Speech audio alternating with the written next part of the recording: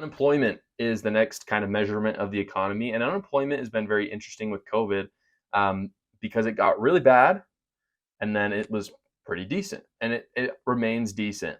Joe Biden in his presidency has had a pretty good track record with unemployment. The biggest lie, though, that they'll set, like, unemployment rates are important to look at. What is kind of crap is to find out how many jobs have been created. You'll hear from the left a lot how many jobs that Biden has created, but it's not a legit number because Joe Biden literally like axed millions of jobs because of COVID and then just kind of brought them back. So they're not real numbers. So those aren't numbers you should pay attention to. I think the unemployment rate is important to look at. If we look over on the US Bureau of Labor Statistics, we can see that basically under Trump, his 4 years, it sat at a pretty comfortable. It was better than most times. It sat at about 4%, 3.8% unemployment rate, which is really healthy.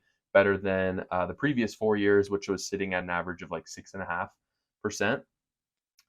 COVID hits under Trump in about April. It goes up to 14.8% unemployment, and then kind of comes down back to like 7%. And then under Joe Biden, it comes down kind of steadily as COVID goes off to about 3.8, 3.6% unemployment rate, which is really healthy.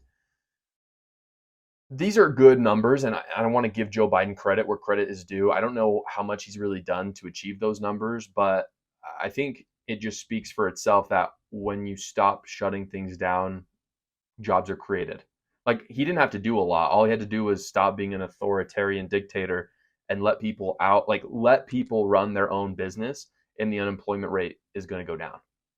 It turns out, fun fact, it turns out that when you literally force small businesses to close and all the employers can't own businesses, that the unemployment rate really goes up. And it turns out that when you let those restrictions go, the unemployment rate tends to plummet because people can actually hire people. So unemployment really doesn't seem like a difficult problem. I don't understand why we would even have a bad unemployment rate without the government just absolutely cracking down. I think it was one of the biggest mistakes of the Trump administration, cracking down on COVID in the way they did and making small businesses close. And I think Trump is going to have to answer for a lot of people losing their business. I mean, Joe Biden did no better. So I'm not saying it's just a Trump thing, but he did start it. And so they're going to have to answer to a lot of small businesses closing and people losing their jobs. Now, moving over to interest rates. Interest rates are there. Well, so interest rates are essentially what is the interest on mortgages as well as bonds. And the reason why interest rates, just for those of you who aren't aware, the reason why they're changing is because when interest rates are really high, it's harder to invest in things, right? So it's hard to buy real estate when the interest rate is 5% versus 2%. You're going to be paying a lot more money in interest. So what this does essentially is it discourages you from doing so. And so, as I said at the beginning, inflation is when demand is outrunning the supply. So in terms of real estate, people are all wanting to buy houses, but the supply of houses just really isn't there. And so one tool that the Fed uses in order to reduce inflation is to higher interest rates, make it a lot harder for people to buy real estate, making the demand go down. The supply probably won't change just from that, but that will be able to curb inflation. So what we've seen over the past 3 years is that Jerome Powell and the other people at the Fed are raising interest rates in order to curb inflation. And this is making it really hard for people to buy homes, but it is a kind of sacrifice that has been used. Like, it's not unorthodox. It's been used for a long time in order to curb inflation. The thing that's important, I think, to realize about this, when politicians get on the air and they say they want to make it easy for Americans to buy homes and be able to be homeowners, just understand that that's not true. Like, if they're raising interest rates, that is just by definition, that can't be true. So Biden cannot have it both ways right now. He can't say, I want all Americans to be able to afford a home and I want inflation to go down. Because by definition, when you raise interest rates, what you're telling people is that I don't want you to buy a house. And I don't want you to buy a house because that means inflation will probably go down. That's what he's saying. Luckily, because inflation is going down, hopefully interest rates will also go down. It seems like from what the Fed has said, that's what's going to happen. So we're kind of getting over the hump there. Just looking at interest rates for a second.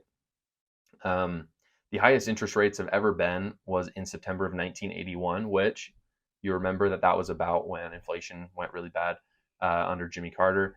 And so it would make sense that interest rates went really high to curb that. It was at 15.8%, which is like ludicrous, essentially makes it impossible for anyone to buy a house. The all-time low was recently under Donald Trump in 2020, where interest rates were 0.5%. And this was probably because inflation was also at a low. So they tend to kind of go in tandem together. Right now, we're sitting at about like it looks like we're sitting at 6.6%, which is pretty dang high. Hopefully, it goes down. It's been pretty much a steady increase since the lowest, which was in 2020.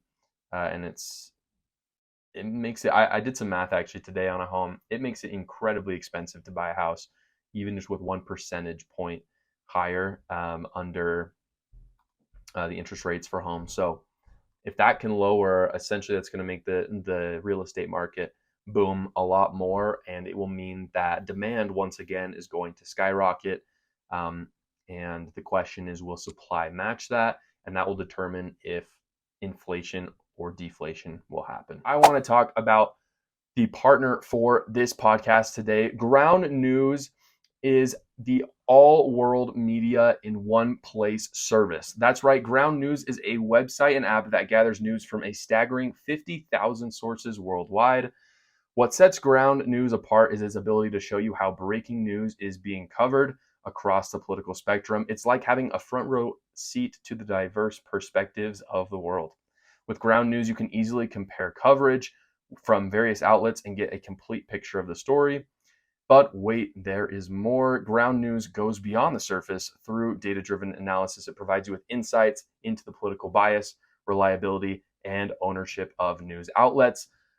With my link down in the description below, you will get 15% off from Ground News. Right now, subscriptions run from literally like $1 a month. This is something that you guys need. I use it for a lot of my videos because not only is it important to know what happened, it's important to know who reported on it and why. My favorite feature of Ground News is it tells you who owns the news source, so that you can see if there's a certain thing on maybe green energy, for instance, is that newspaper owned by George Soros, so you can see what the political biases behind it. Again, go to my link down below. You'll get 15% off. It is a great service. The final thing I want to talk about with today's podcast, which really runs the economy. I say that it's the final. I kind of saved the best for last. This is pretty much one of the largest things that determines our economy, especially in the United States. And it's the thing that I'm perhaps the most frustrated on. And the reason why Joe Biden, in my opinion, is just completely unfit to be president at this point. And what it is that fracking is not happening in the United States. Energy is really expensive right now. And there's some really practical reasons. And they're very like solvable reasons. We could talk about the Keystone Pipeline, which is a pipeline that basically, I believe, connects Canada and the United States. It's not drilling oil; it just makes it easier to transport the oil. But that does reduce, or that when it's closed, as it is, it increases prices pretty significantly. What I want to talk about more than that, though, is fracking. Fracking right now is not going on. And if you don't know what fracking is, it's essentially just a way of getting oil from underground, and it's a little bit more cheap and a little bit cleaner than past oil methods. And funny enough, I actually went to a conference for Young Americans for Freedom where Trump's energy secretary came and spoke, and he talked about how if we eliminated every single energy source, nuclear, water, like hydro, solar, wind, coal, and put all of it just into fracking, so all fossil fuels, it would be the equivalent of if we were all driving electric cars. So this is kind of the dishonesty that you hear from the left about climate change. Like if you actually care about climate change, a great solution to that right now is cutting all the wind and solar crap, cutting coal as well. Coal is a cheap form of energy, but it is very dirty. If you put it into fracking, it would literally put off less carbon emissions than if we just had coal, solar, and wind. But the reason why gas is so expensive right now and oil is so expensive is because fracking is being discouraged. It's not that fracking is being discouraged on sort of it is being discouraged in a policy level, but even more than that, Joe Biden, excuse me, is literally saying that their plan is to make the United States carbon neutral, and fracking does emit carbon into the air, and so fracking, like, oil companies have no incentive at this point to create new oil refineries and drill. Like, why would they? They keep saying, like, we're gonna like, one of the greatest moments of the State of the Union address. If you didn't hear this, go back and listen to this. This was in January, obviously. Um, the In the State of the Union, Joe Biden gets up and he talks about being clean energy, and he says, and by the way, we're still fracking and we're going to be doing that for like probably 5 more years. So I don't know why my Republicans keep freaking out.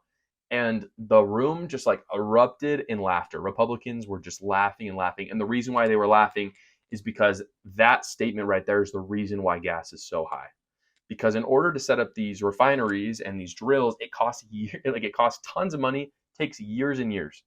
So if it takes 5 years to build an oil drill and a refinery, and they invest all that money into it just to have Joe Biden crack down on policy that makes it illegal, why would they do that? So they're not incentivized to do it. For that reason, gas has gone up. What's so silly about this, what's so ridiculous, is that we still have to use the oil. Like, we don't have the infrastructure necessary right now with solar and wind to just go off it. And so what we're doing is, instead of producing domestically, we are going to foreign soil asking for oil, which makes no sense, because instead of doing it here where it's cheaper and cleaner, we're going to Venezuela and asking him and Maduro, and going to Saudi Arabia and begging them for oil, where it's done unethically and dirtier. So it doesn't even help the liberals' agenda, the Democrats, because it's not clean. You're using probably child labor to make it happen, maybe other slave labor in Saudi Arabia, and you're giving money to our enemies like Maduro and Venezuela. So it makes literally no, like, I can't fathom it. It's almost treasonous for Joe Biden to do it. I don't understand. Instead of putting jobs and money in the American economy, he would rather put it in Venezuela. He would rather have it be dirtier. Like, we frack cleaner in the United States than anywhere in the world. I don't understand, if you're actually trying to be good to the environment, why you would go to Venezuela and have children in oil factories drill your oil for you. And not only that, to get $4 a gallon for gas instead of, we could get it down to $2 here in the United States. It makes absolutely no sense. And this is kind of suicidal behavior for a country. Like, countries should not do something that is not in the best interest of the country. Probably the largest thing to consider in 2024 of maybe anything is, who is American first? Because our leaders ought to be us first. So if you're voting for president, you vote for an America first president, because we're Americans. If you're in the state of Utah or Texas or Oklahoma, vote for a governor who is Oklahoma first, not even America first. They should be all in on Oklahoma, all in on Texas, all in on Utah. Like, they have a responsibility for their citizens first. If you're voting for a mayor in your city, don't vote in a mayor who is hyped about the city next door. They should be pulling for your city to be the best city in the world. So this is important to consider in 2024, along with asking your neighbors how their quality of life is. This is a very persuasive thing to do in order to get independence on our side. We don't want leaders in who are helping Ukraine, like Joe Biden. He cares more about Ukraine than he cares about gas prices in the United States for his own citizens. He cares about paying Maduro the big bucks instead of incentivizing American companies to frack. That is not what a good leader does. That is something that all of us need to consider when choosing our nominee for our parties, as well as in the final election.